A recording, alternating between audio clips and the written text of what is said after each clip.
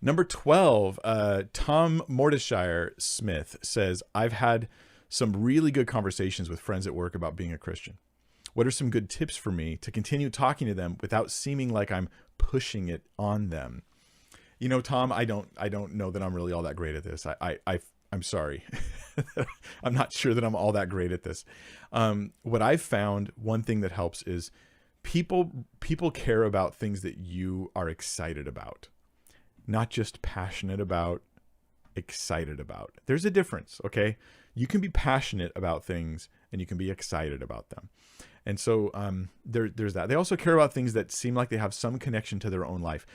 But I've found this. When you talk to people about God multiple times, they will be making decisions on the spot about whether they are open to and receiving these things, rejecting these things, and depending on how they respond, they will come with a sort of a predisposition to your next conversation. Let me explain what I mean here. If they, in your previous talks, found that maybe you were talking about God and it felt like you were giving them good reasons to believe in Jesus, but they don't want to, the next time you talk to them, they're not going to be comfortable with that. So no matter how you approach it, I'm not sure how much that's going to help.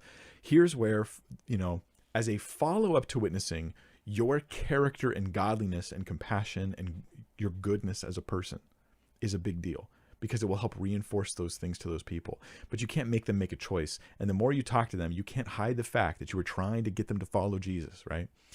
So I think, those are some of the things I'm thinking about there. In some ways, I don't know how to deal with people who progressively close themselves off more and more because they can sense that you're pulling them to the cross and they don't want to go there.